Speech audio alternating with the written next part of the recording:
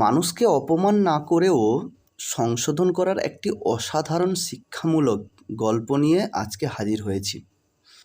কথা না বাড়িয়ে চলো গল্পটা শোনা যাক। হঠাৎ একদিন রাস্তায় এক বৃদ্ধের সাথে এক যুবকের দেখা। যুবক একটুখানি অগ্রসর হয়ে সম্বোধন করে বিনয়ের সাথে বৃদ্ধকে জিজ্ঞাসা করল, স্যার, আমাকে চিনতে পেরেছেন? উত্তরে বৃদ্ধ লোকটি বললেন, না বাবা, আমি তোমাকে চিনতে পারিনি। অতঃপর বৃদ্ধ লোক জানতে চাইলেন, তুমি কে? তারপর যুবক বলল, আমি একসময় আপনার ছাত্র ছিলাম। ও আচ্ছা। সেই বলে বৃদ্ধ লোক যুবকের কাছে কুশলাদি জানার পর জিজ্ঞাসা করলেন, এখন তুমি কি করছো? যুবক অত্যন্ত বিনয়ের সাথে জবাব দিল, আমি একজন শিক্ষক, বর্তমানে শিক্ষকতা করছি। সাবেক ছাত্রের মুখ থেকে এই কথা শুনে বৃদ্ধ শিক্ষক অত্যন্ত খুশি হয়ে বললেন, বাহ, বেশ তো, খুব ভালো, খুব ভালো। ঠিক আমার মতো হয়েছ তাহলে। যুবক মৃদু হেসে জবাব দিল, জি, আসলে আমি আপনার মতো একজন শিক্ষক হতে পেরেছি বলে নিজেকে ধন্য মনে করছি। তখন সেই যুবকের পিছনে কারণ বর্ণনা করতে গিয়ে বলল, আপনি আমাকে আপনার মতো হতে ভীষণ অনুপ্রাণিত করেছেন স্যার।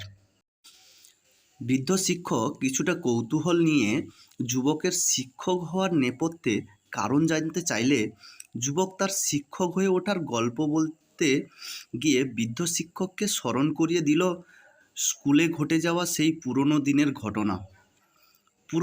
ঘটনা বর্ণনা করতে গিয়ে যুবক তখন বৃদ্ধ শিক্ষককে উদ্দেশ্য করে বললেন, মনে আছে স্যার, একদিন আমার এক সহপাঠী বন্ধু, যে আপনারও ছাত্র ছিল, সে একটি নতুন হাতঘড়ি নিয়ে ক্লাসে এসেছিল।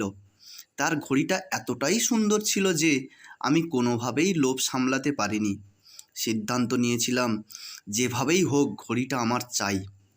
অতঃপর সুযোগ মতো আমি তার পকেট থেকে ঘড়িটা চুরি করি। কিছুক্ষণ পর আমার সেই বন্ধু তার ঘড়ির অনুপস্থিতি লক্ষ্য করে এবং অবিলম্বে আমাদের স্যার অর্থাৎ আপনার কাছে অভিযোগ করে। তার এই অভিযোগ শুনে আপনি ক্লাসের উদ্দেশ্যে বলেছিলেন, আজ ক্লাস চলাকালীন সময়ে এই ছাত্রের ঘড়ি চুরি হয়েছে, যেই চুরি করে থাকো ঘড়িটা ফিরিয়ে দাও। আপনার নির্দেশ শুনেও আমি ঘড়িটি ফেরত দিতে পারিনি, কারণ ঘড়িটা ছিল আমার কাছে খুবই লোভনীয়।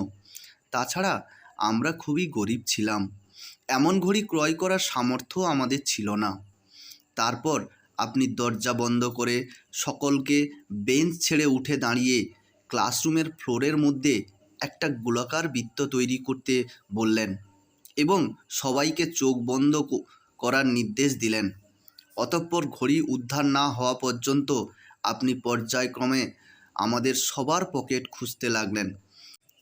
আমরা সবাই আপনার নির্দেশনা মোতাবেক নীরবে দাঁড়িয়ে রইলাম। এক এক করে পকেট চেক করতে গিয়ে একটা সময় আপনি যখন আমার পকেটে হাত দিয়ে ঘড়িটি খুঁজে পেলেন, তখন ভয়ে লজ্জায় আমার সারা শরীর কাঁপছিল। কিন্তু সেই মুহূর্তে ঘড়িটা আমার পকেটে পাওয়ার পরও আপনি কিছু বললেননি এবং শেষ ছাত্র পর্যন্ত সবার পকেটই চেক করেছিলেন। অবশেষে আপনি সবাইকে বললেন, ঘড়ি পাওয়া গেছে, এবার তোমরা সবাই চোখ খুলতে পারো। ঘড়িটি পাওয়ার পর আমার সেই বন্ধুটি আপনার কাছে জানতে চেয়েছিল ঘড়িটি কার পকেটে পাওয়া গিয়েছিল, কিন্তু আপনি তাকে বলেছিলেন, ঘড়িটি কার পকেটে পাওয়া গেছে তা গুরুত্বপূর্ণ নয়, তোমার ঘড়ি পাওয়া গেছে সেটাই গুরুত্বপূর্ণ। সেই দিনের ঘটনা নিয়ে পরবর্তীতে আপনি আমার সাথে কোনো কথা বলেননি, এমনকি সে কাজের জন্য আপনি আমাকে তিরস্কারও করেননি। নৈতিক শিক্ষা দেওয়ার জন্য আপনি আমাকে স্কুলের কোনো কামরায় নিয়ে যাননি। সেই ঘটনা ছিল আমার জীবনের সবচেয়ে লজ্জাজনক দিন। অথচ আপনি অত্যন্ত বুদ্ধিমত্তার সাথে কৌশল অবলম্বন করে চুরি হওয়া ঘড়িটি উদ্ধার করলেন এবং আমার মর্যাদা চিরতরে রক্ষা করলেন। সে ঘটনার পর আমি অনেক দিন অনুশোচনায় ভুগেছি। ক্লাসে ঘটে যাওয়া ঘটনার রেশ সেদিন চলে গেলেও এর প্রভাব রয়ে যায় আমার মনের মধ্যে। বিবেকের যুদ্ধে বারবার দংশিত হয়েছি। তারপর আমি সিদ্ধান্ত নিলাম এই সব অনৈতিক কাজ আর কখনো করব না। একজন ভালো মানুষ হব, একজন শিক্ষক হব, সত্যিকার অর্থে মানুষ গড়ার কারিগর হব। আপনার কাছ থেকে সেদিন আমি স্পষ্টভাবে বার্তা পেয়েছিলাম প্রকৃতপক্ষে কী ধরনের একজন শিক্ষাবিদ হওয়া উচিত। অপমান ছাড়াও মানুষকে সংশোধন করা যায়, সেটি আপনার কাছ থেকেই শিখেছি। আপনার উদারতা ও মহানুভবতা আজ আমাকে শিক্ষকের মর্যাদায় আসীন করেছে।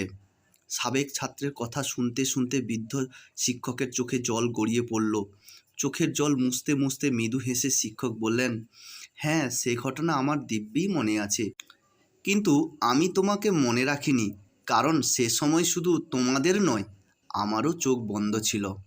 তারপর শিক্ষক দীর্ঘ নিঃশ্বাস ত্যাগ করে বললেন, তুমিই বলো বাবা, কোনো শিক্ষক কি সন্তানতুল্য ছাত্রদের চোরের বেশে দেখতে পারে? শিক্ষক চায় তার ছাত্রদের বীরের বেশে গর্ববোধ করতে। ধন্যবাদ।